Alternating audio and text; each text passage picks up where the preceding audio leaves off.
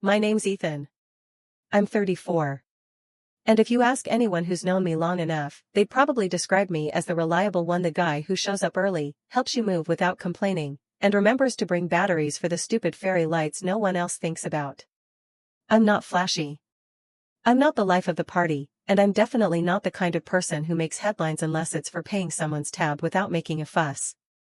So, when my younger sister Claire got engaged last year, it was no surprise when she asked me for help. Not emotional support, mind you. Claire's never really seen me that way. No, she wanted help funding her dream wedding. And by dream, I mean extravagant, the kind of thing you'd see in a bridal magazine next to the phrase, tastefully curated luxury with a touch of whimsical elegance. Her fiancé, Jason, is a decent guy, but between student loans and an entry-level design job, they weren't exactly rolling in cash. And my parents? Let's just say they spent more on their dog's orthopedic bed last year than they offered for Claire's wedding. Claire came to me with this tearful, over-rehearsed speech about how she didn't want a courthouse wedding, how she'd dreamed about this since she was a little girl, how I was the only one she could count on. And like a fool, I agreed. Not all at once, but piece by piece. First, it was the venue, this rustic chic vineyard 3 hours out of town. Then the dress, a custom lace monstrosity that looked like it belonged in a Victorian drama. Then came the catering deposit, the photographer, the florist, the freaking horse-drawn carriage she wanted for her fairy tale exit. Every time I asked about the budget, Claire would just laugh and say, "Don't worry, you're investing in love." And every time I asked about reimbursement, or whether Jason's family would chip in, I got some variation of, they're not in a position to help, but you are. At some point, I stopped seeing the invoices as numbers and started treating them like a running joke. Oh, another $1,800 for calligraphy on the invitation's hilarious. Oh, the DJ wants extra for uplighting and a custom playlist. Sure, let me just sell a kidney. But I grinned through it. I told myself I was doing this for family, that it would all be worth it to see Claire happy, walking down the aisle knowing I made it possible. Then, 2 weeks before the wedding, I got the email. It was a forwarded confirmation from the wedding planner. She'd sent out the final headcount to the venue and vendors, 92 guests. I skimmed through the list, mostly out of curiosity, wondering which of our old cousins made the cut. I scanned, then rescanned. My name wasn't there. I thought maybe it was a mistake, a typo. So I called Claire. She picked up sounding chipper. "Hey. I was just about to text you. We're doing the final fittings this week. Can you transfer the last payment to the caterer by Thursday?" I cut straight to the point. "Claire, I'm not on the guest list." Silence, then a soft exhale, the kind people do when they're about to say something awful but want to sound gentle. "Ethan, look. We really wanted to keep the vibe fun and relaxed. And, well, sometimes you can be a little tense, Like awkward at parties." "Tense?" I repeated, trying to keep my voice steady. "I mean, you don't even dance, Ethan. You're always standing in the corner. Jason's friends are all super social, and I just thought it might throw off the energy if you were there. Claire, I paid for this wedding. I know, and I'm so grateful.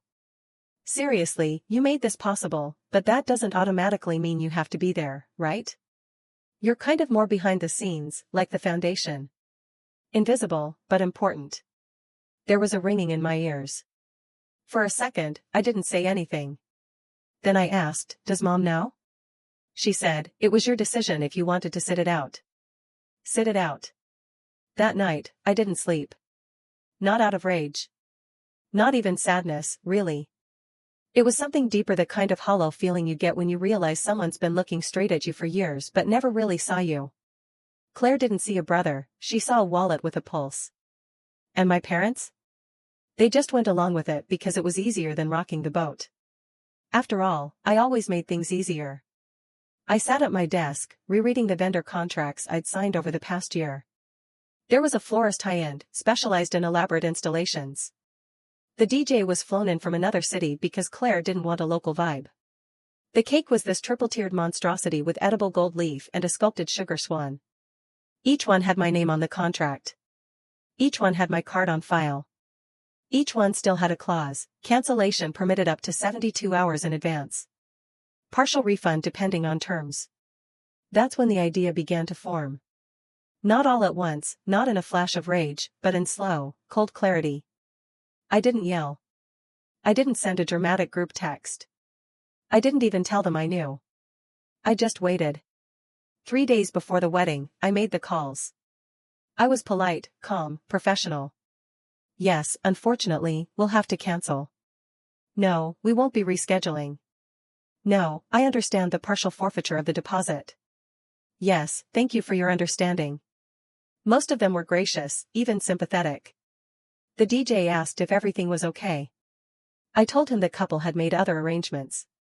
Then I turned off my phone not because I was hiding, but because I didn't want to hear the chaos as it started. I woke up the morning of the wedding to 12 missed calls. The first voicemail was from Claire, her voice trembling, asking if I'd seen what's going on. The second was my mother, frantic, "Ethan, please. There's been a mix-up. Call us back right now." The third was Jason, who had never called me before in his life. His message was just, "Dude, what's going on?" And that was before they realized the florist wasn't coming. Before the DJ stopped responding. Before they wheeled out a frozen grocery store cake someone's aunt had panic bought that morning. I didn't go to the ceremony, but I did get a text from one of Jason's groomsmen later that evening. It just said, "The silence after the vows was deafening." I waited 3 full days before I answered a single message.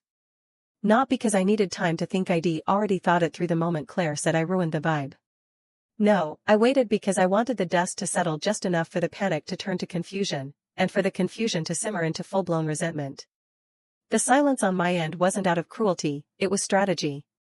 You see, when you've always been the helper, the fixer, the behind-the-scenes guy, people don't know what to do when you simply stop.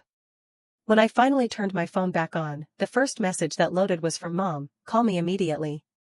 This has gone too far." That made me laugh. Too far. As if I had stormed the ceremony with a megaphone and set the place on fire. All I did was withdraw what I paid for. The wedding didn't fall apart because I sabotaged it. It fell apart because they never once thought to build anything on their own.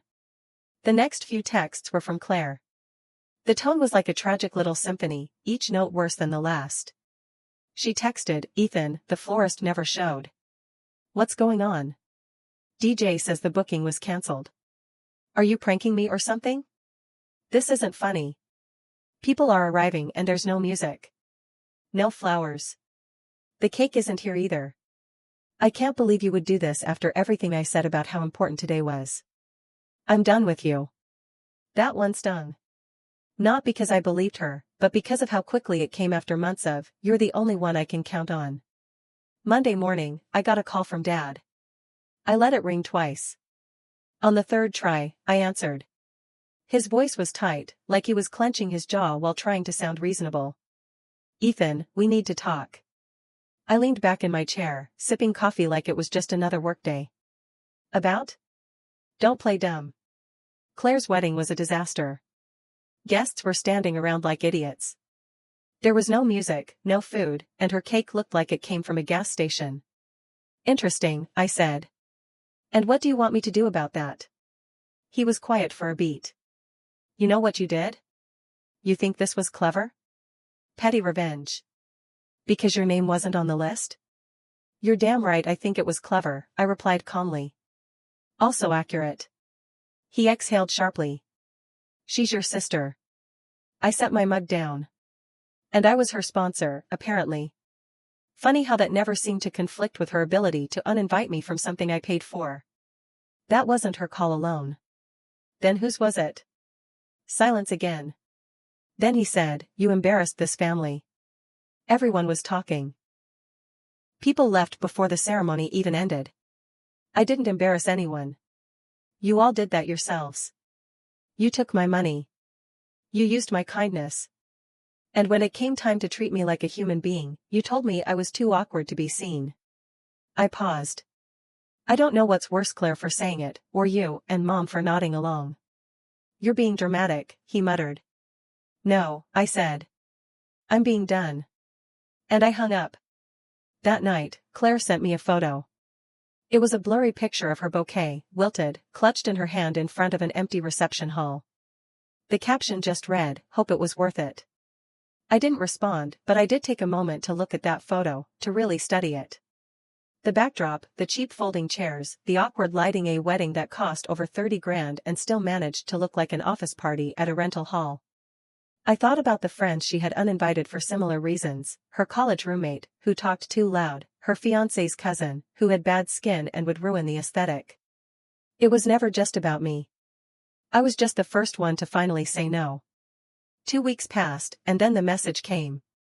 It was from Jason. Jason, Tuesday 9:08 p.m., can we talk? Now, that got my attention. Up until now, he'd stayed mostly quiet, probably trying to avoid taking sides. But something about the timing, the sudden break in silence, felt deliberate. I waited a few minutes, then replied, talk about what? He wrote back almost instantly. Claire wants to fix things. She's been crying every day. She thinks maybe we went too far. I stared at the screen, unsure if I should laugh or feel vindicated. Instead, I wrote, you don't get to disappear me and then ask for a do-over because your party sucked. Jason, she knows she messed up, but you really hurt her too, man. That did it. I called him. He answered on the first ring. Ethan, look dash. No, I interrupted. You look. You don't get to call me man and act like this was mutual. She made her choices. Your wedding was a monument to entitlement, and I was the sucker who funded it. I didn't hurt her, I just stopped letting her use me. Okay, he said after a pause. But now what? You cut off your whole family forever? I thought about that. Then I said, no, I'm just starting to let them feel what I felt for years, invisible, replaceable, easy to exclude. Let's see how they like it. There was no response, and I didn't need one. The next few weeks were quiet, unsettlingly quiet.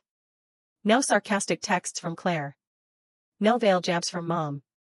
No guilt-trippy calls from Dad asking if I was ready to be mature yet.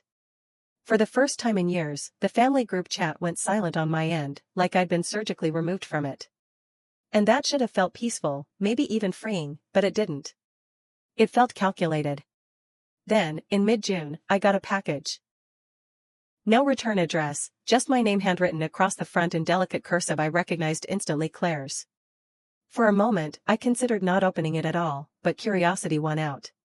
Inside was a photo album, leather-bound, expensive-looking, the kind you'd give as a gift at a wedding, assuming everyone had actually shown up for it. On the front cover was a gold-stamped title, The Best Day Ever. I nearly rolled my eyes into next week, but I flipped it open anyway. The first few pages were empty. Then came a handful of blurry, low-light photos clearly taken on someone's phone, Jason standing alone near the altar, Claire posing in her dress, no bouquet in hand, no flower arch behind her. A group shot of maybe 10 people, half of them looking away from the camera. Then one of Claire and my mom both trying to smile but looking off to the side like they were hoping anyone would fix things. Then the last page, a single photo of me, cropped from a family barbecue years ago. I was setting up chairs, half smiling at someone just out of frame. Beneath it, in Claire's handwriting, we missed you. It hit me harder than I expected. Not because I believed it, but because for the first time, it looked like she might have meant it. That same night, I got a message from my cousin Jenna. We weren't super close, but she'd always been the one to sneak me the real family gossip, like the time my dad accidentally lost my birthday check from Grandma. Her message was blunt, Claire's trying to spin the story. Says you ruined the wedding out of spite.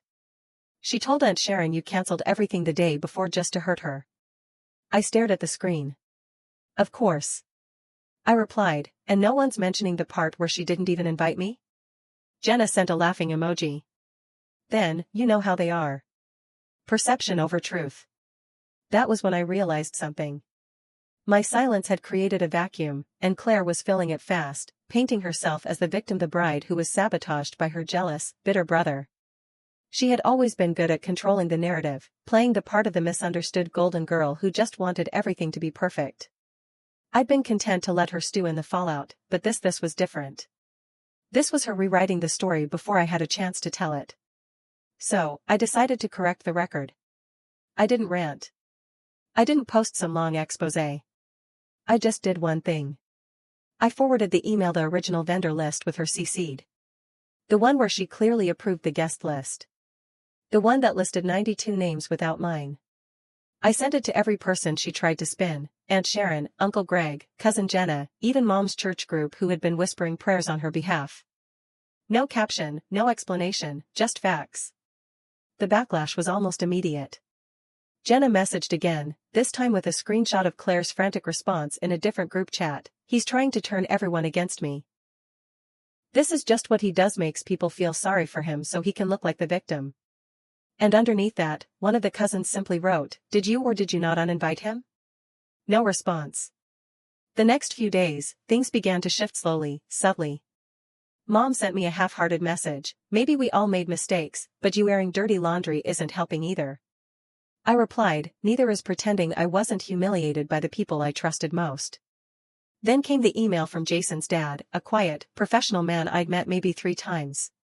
He thanked me for my discretion and generosity, and added that he'd had no idea the financial burden of the wedding was handled so unevenly.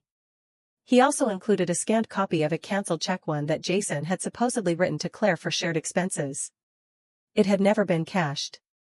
I stared at that image for a long time.